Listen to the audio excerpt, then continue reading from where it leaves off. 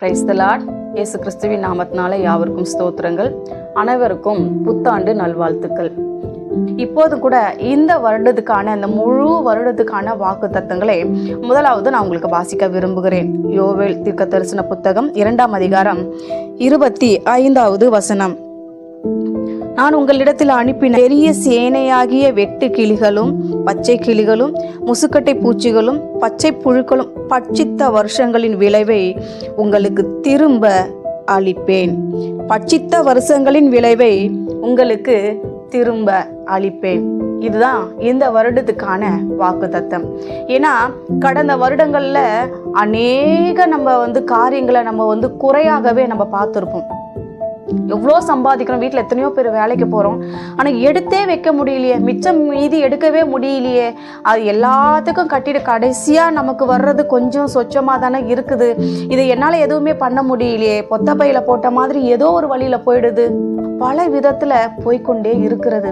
நமக்கென்று எடுத்து வைக்க எதுவுமே இல்லை. பெண் பிள்ளைகள் வைத்திருப்பவர்கள் மிகவும் கஷ்டப்படுவார்கள். ஒரு திருமண காரியம் செய்ய வேண்டும் என்று நினைப்பார்கள், அவர்களுக்கு மீதம் இருக்காது.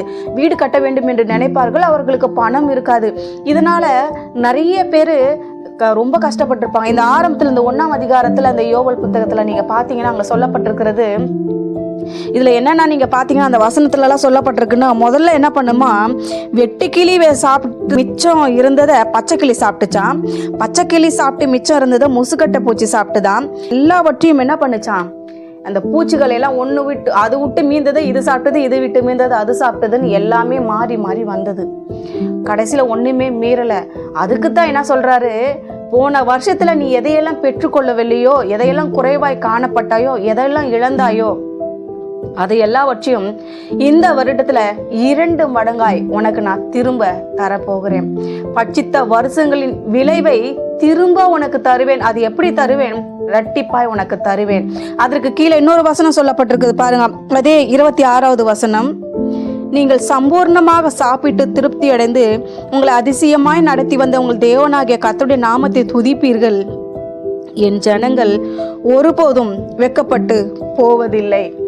பார்த்தீங்களா எவ்வளோ அழகா வார்த்தை சொல்லுகிறது. போன வருஷம் எதையெல்லாம் குறைவுபட்டீங்களோ அது எல்லாவற்றையும் திரும்ப தருவதோடு சம்பூர்ணமாக சாப்பிட்டு திருப்தி அடைகிற அளவுக்கு மீதம் எடுக்கிற அளவுக்கு இந்த வருடத்திலே கர்த்தர் உங்களை அளவில்லாமல் தந்து ஆசீர்வதிக்க போகிறார். இந்த வருட வாக்குத்தத்தத்தை ஒவ்வொரு நாளும் சொல்லி சொல்லி சொல்லி அதை சுதந்தரித்துக் கொள்ளுங்கள். அது உங்களுக்கு சொந்தமாக்கி கொள்ளுங்கள்.